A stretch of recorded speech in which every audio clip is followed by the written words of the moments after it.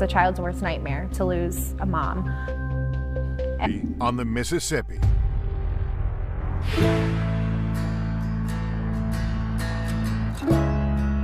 It runs through the heart of America. Best thing she could have done. Her favorite teacher had something for her. She actually had wolf pups. She had a friend who was caring for wolf pups. So I remember holding these wolf pups. I suspect that something had happened. His class was all outside of his classroom, waiting for him to come. One of Curtis's students, Erica, was surprised to learn Professor Lovelace's class. And I really didn't know him at that time either. Soon, everyone in town was wondering what had caused Corey's death. The pathologist who performed the autopsy. The fall could account for an injury. The pathologist also noted Corey had what's called fatty liver, often caused by heavy drinking. Still, the doctor labeled the koan. The detective closed the case. Corey's mother, Marty, still in shock, could barely bring herself to read the autopsy report. Corey was patient for Corey, and John sat next to me, and it was like he was saying goodbye to friends too.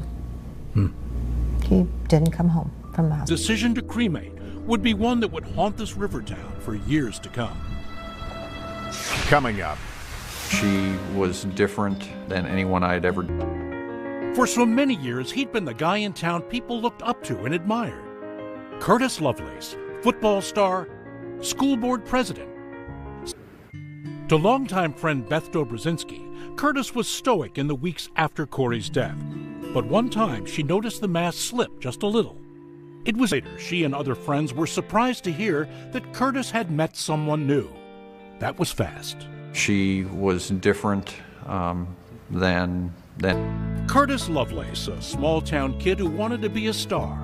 And for a time he was a football champion for the University of Illinois. He's an Then he did. At the time this interview took place, Erica asked us to alter her appearance some to protect her privacy. She began her story by recounting how... Because I thought he was a lot older than what he was. He just seemed... Just stood out at that club, huh? He did, quite a bit. But not long after, pity. That's not the way Curtis's daughter Lindsay saw it. What'd you think of her, Erica? We did not get along. From the get-go? From the get-go. She arrived as the girlfriend. Married. She'd admired how he'd coached local kids in sports and devoted spare time to his community. Eventually, they both served together in the National Guard. And he had a move from the house where Corey had died. There was domestic tranquility at first, but eventually, Erica says she saw a change in her husband. He detached once. Bound relationship, and a relationship that I should have not done, not only for me, but more importantly for my children. Dance. Marriages and careers separated them for a time. It was odd because I wasn't prepared for any kind of a relationship, and I wasn't looking for anything now, like where that. were you in your life, Krista? Evening with friends, and before we knew it, everyone else had gone, and we just had the most amazing time. I was meeting in many ways the Mrs. Lovelace seemed to have approval from everyone, even 20-year-old daughter Lindsay, who'd packed up at the arrival of her father's last flame. She seemed very genuine. It would all pan out okay.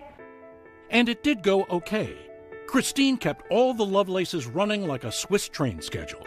Kids off to school, while Curtis... I'm someone who wants meaningful work that's going to make the difference in the lives of people. But it was what happened in this little house in... Blueberry. I'm with you. But I make a mean gooseberry, you name it, I can probably do it. After years of turmoil, it seemed the Lovelaces were reborn. A new detective leads to new suspicion. What jumped out at you? Most definitely that their arms were in an unnaturally raised position. And the start of a new... And Corey Lovelace's death slipped further into the past. Her mom, Marty. I'll go sit in the cemetery by myself for a little while. Mississippi found himself with spare time on his hands. I was sitting in my office, and all of our files are on computer. It was late. Yeah, I knew Curtis Lovelace because he had been at one time one of our assistant state's attorneys. There wasn't much to read in the file, truth be told. Undetermined was the original autopsy. What did that mean to you? I don't know whether you'd encountered that before. Undetermined could mean a lot of things, but in this particular autopsy, there... And then saw something that just stopped him cold. An electrifying image. The police photos of the dead wife and mother as she lay in her bed. What jumped out at you? Arms frozen in death above her body. That final pose had caught Detective Jeff Baird's attention years before. A curiosity, but he didn't assign it any real significance. Died many hours before this photo was taken. Remember, Curtis said he tucked his sickly wife into bed only an hour before finding her dead. It didn't make sense to the officer. What do you think? I thought, this is odd. This is not natural. This posture of the arms? The posture of the arms definitely appeared to me that rigor mortis had set in. I look at... Drag you under. This is the very strange journey of Curtis Lovelace, all-American to criminal defendant. Two slides were taken by the pathologist and passed on in evidence. So, yeah, very thin file. So police went back to the doctor who... He wanted to have the autopsy reviewed by someone else, have basically a review of the original autopsy done. Couldn't do a new autopsy. He said, well, you know, can we set up a time maybe tomorrow or, you know, whatever. I said, well, scratch what I'm doing this afternoon. You just come now, because I was so nervous about what it was. Before you went to school, what do you remember? What did you think was happening? I didn't know.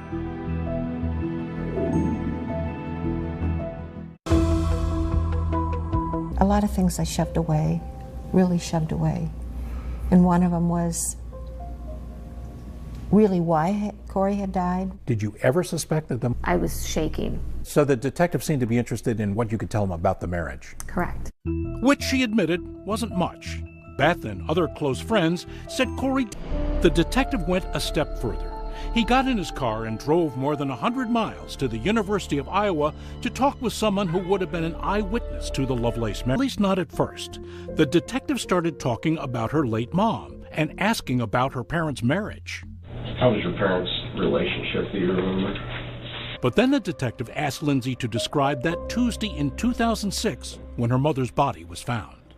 Tuesday morning, before you went to school, what do you... Reportive of her father's account. Corey had died minutes after seeing her children off to school, not hours earlier as the detective suspected. If he'd been dissing football than dating. It wasn't until he went off to the University of Illinois, roughly 200 miles away, and became a star athlete that he truly noticed the girl. So what's that mean? And I went back to where I was living and just sat there and thought, what is going on? And then it slowly hit me. She realized the detective report. The thing that struck me first, just looking at the scene photographs, was the position of Mrs. Lovelace's arms. She says the 10 or 11 p.m. the night before. In other words, the night of February 13th, not the morning of February 14th, as Curtis claims, and the cut inside her upper lip. To her, that suggested something had been pressed against the woman's mouth. And then seeing the mark... A pillow to suffocate the woman, left it under her arms, and removed it many hours later. The manner of death would be homicide. For the detective, now Chief Copley had a little problem back at the Quincy Police Department. There were two officers who'd conducted very different investigations of the same case. Detective Gibson, you believe that this backs both men. He says if there's blame to be had in this case, he'll take it. You hate to admit that mistakes were made, and I want to say that I take full responsibility. Because Detective Gibson's next stop would be the grand jury. Coming up, a day Christine and Curtis Lovelace won't reopen the case. We missed something here. Her husband, Curtis, who had remarried twice, is the prime suspect. What jumped out at you? Most definitely, their arms were in a... Christine Lovelace had been aproned up in her new shop baking pies all morning. It was a Wednesday in late August 2004. Kurt was it. Beth Dobrzinski went to high school with the new couple. Surprised? Not really. No, they seemed a great fit together, and she was... Law office. He was, in fact, on his way to the pie shop. And as I was walking to my car, there was a gentleman in a suit. Curtis Lovelace never saw it coming. Told me to put my hands behind my back and put me in handcuffs. What was going on? I didn't know. I remember hearing murder. At the pie shop, an increasingly anxious Christine got a phone call. It was someone from a local TV station. He said, I'm holding a piece of paper in my hand. Former prosecutor had a crucial choice to make. Either talk to the detective and try to clear this up right then and there, or listen to his lawyerly training and keep quiet. To know the truth. She indicated she didn't feel well. On that Valentine's morning, Curtis said Corey was still nursing that bad cold or flu. Like her hands being up or something like that. And yet many other details surrounding his wife's death seemed to elude Curtis. No, I don't remember any. I believe I did. It has been so long. Ironically, didn't remember a whole lot about that day. Couldn't even remember whether he, in fact, took the kids to school that day? Right. Did you and Corey have a bad argument, Kurt? Did it get out of hand? Did you snap and then put a pillow over her nose and mouth and suffocate her? No, I morning, and she was dead in bed. It was clear the detective's strategy hadn't yielded what he wanted, a confession. I have a problem with black and white stripes. Coming up, are his kids the key to his freedom? They saw their mother alive that day. So therefore she couldn't have been dead upstairs. In 1991, just after college, Corey and Curtis married. He studied law. She worked a small job to support them both. After graduation, he was being interrogated by police for killing his first wife, Corey. On my side of the bed when I found her dead. Meanwhile, old at the time, all alone at the police headquarters. Once Christine found out they were there, she rushed to the station. What were the kids told? What did they think was going on? They actually thought he was looking for more information. I'm looking into the death of your mom from 2006, okay? The detective started to question.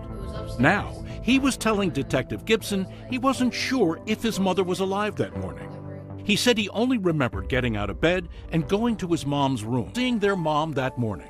This is Lincoln, the middle boy. I just remember like waking up, I remember her not feeling good, and I was sitting to leave the house. Christine was still trying to find her husband. She didn't know he'd been transferred to a different jail. Eventually, he called. And he told me their dad's story. They had seen their mom, Corey, alive Valentine's Day morning, just as Curtis said. They saw their mother alive that day. And that's the gist of their story. Staying in the front hall, like marching us out the door like she always did. On the day of her father's arrest, Lindsay was away at college when she had an emotional talk with when another tragedy unfolded within the Lovelace family. Around the time of Curtis's arrest, his relationship with his daughter once again deteriorated. The family didn't ponder, and I chose not to ponder. Though a jury would soon be pondering Curtis's guilt or innocence. In August 2014, the 45-year-old in the Adams County State Attorney's Office and dabbled in school board politics, winning a seat and serving as president. He even found time to teach a business. Those were some really low times. Married just 8 months, wife number 3's commitment for better or for worse, wife Corey. As if that weren't enough stress, his daughter Lindsay was about to drop a bombshell. Coming up, a daughter's Dateline continues.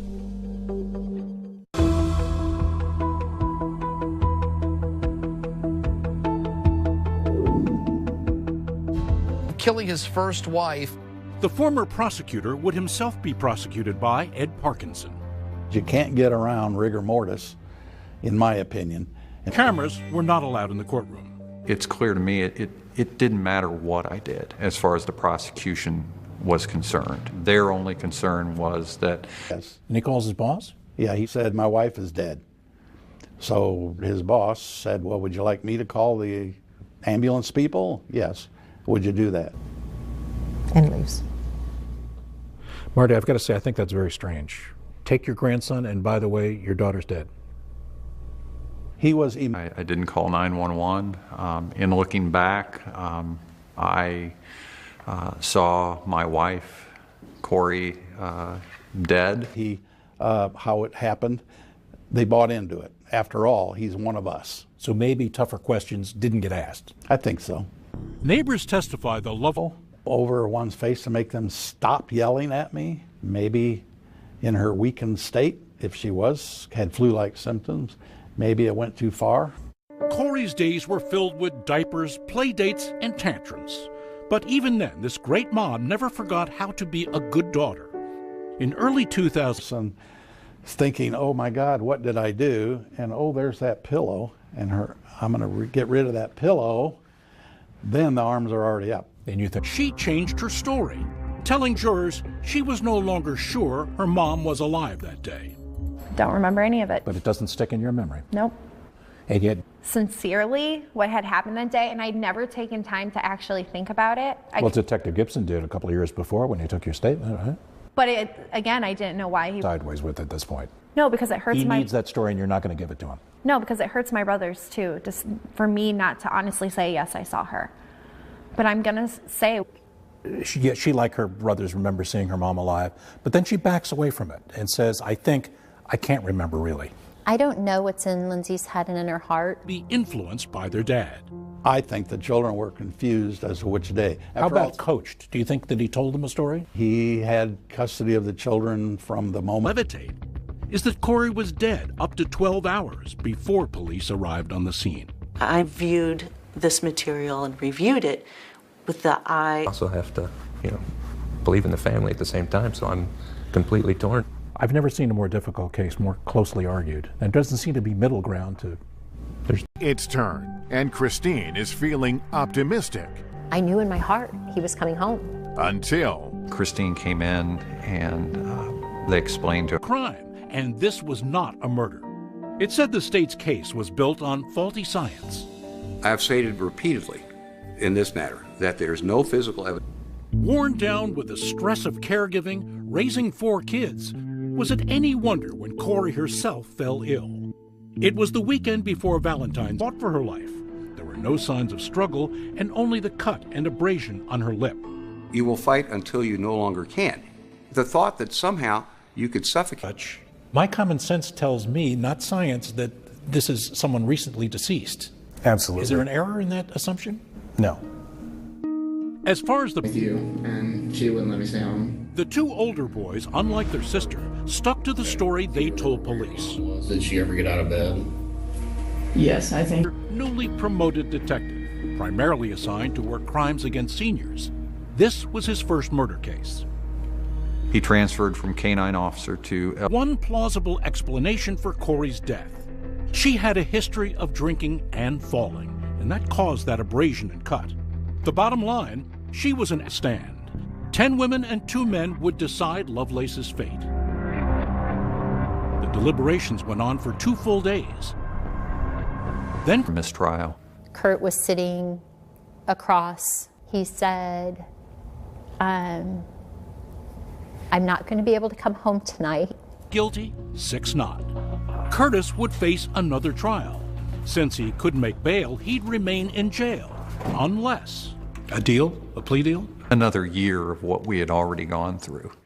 That's when one of Curtis's lawyers turned to Christine. And he said that this can all end right now. Up for a second trial. But that forced them to face another dire reality. They were totally broke, unable to afford another lawyer. What are we going... All was at his door. His wife was dead in bed. Her eyes were open. She was pale. I just remember crying and not believing it. Set cards ready for school the next day. Her daughter Lindsay, then 12, remembers cuddling up with her mom, watching the Winter Olympics and snowboarder Shaun White. But that's not who she is. It looked as though Curtis would have to use a public defender, but Christine wouldn't accept that option. She worked her connection. Its aim, overturn wrongful convictions. But Curtis hadn't been convicted, at least not yet. Still, Lovey and co-counsel Tara Thompson decided to eventually put up the cash.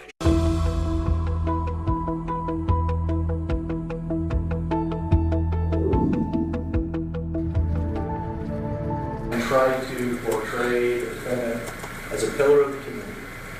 That's a facade. David Robinson would join Ed Parkinson for the prosecution. For the entire time that we lived there. So, 6 years. As I walked by the house, I heard an argument. The prosecution's theory this go-round on how Corey died remained the same. After a heated argument the night before Valentine's Day, Curtis suffocated his wife with a 54-year career Dr. Werner Spitz has consulted on the JFK and Martin Luther King assassinations, as well as in other high-profile cases, including those for that injury. But this expert said he saw no signs the cut was an old one. There's no evidence of healing, so this looks like a suicide. This is a homicide. Then came testimony the first jury never got to hear, and it was explosive. She recounted one incident, she says, that happened at home during their marriage. He had started probably drinking around 9 a.m. and we had been arguing about Expected of her and took care of us and made us dinner and did laundry and everything because that was her role. But when Tuesday, Valentine's Day, dawned, Curtis says he urged her to... And I kept on trying to fight him off. Then Erica told the jury another shocking story. She said Curtis had been drinking at a party, and later that night... Like a cat. As strange as that story sounded, the prosecutor took it to mean this. Curtis wasn't talking about a cat, but about Corey's last minutes of... And that's pretty much what would have happened if suffocation was occurring. The prosecution believed its... My signature should be there. Anybody can redo this. And bombshell testimony. Did you know when you decided to pursue this investigation? His new attorney, who took on the defense for free, had more than 20 years of experience, just not in criminal law. Was this your first murder trial? It was. I did a... For a reason. There was no murder.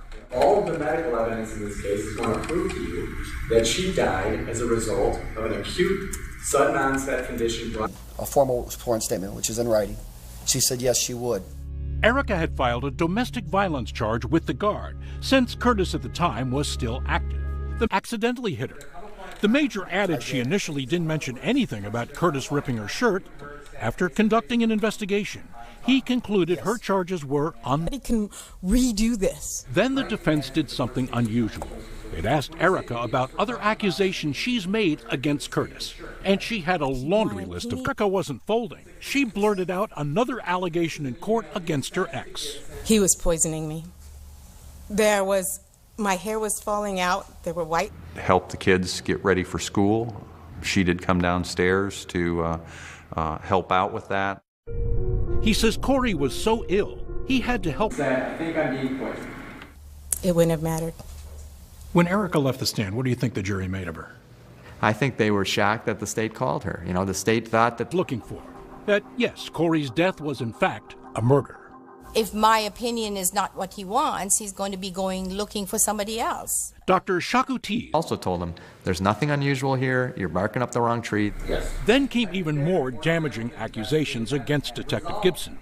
The defense said it obtained, at the last as undetermined, that opinion would trump anyone else's, and he implied that would give plenty of reasonable doubt to a jury. This email should have been turned over, right? I believe. A heartbeat. So he moved her arms. Her arms were down against her chest. I had to pull them up to check for a pulse, check for any... That fact. Did you know when you decided to pursue this investigation that the arms had been moved? I did not. Is this the first time you're... Insisted he wasn't a violent man. He never harmed his second wife, Erica, and certainly did not kill Corey. I did love Corey, and I know the kids...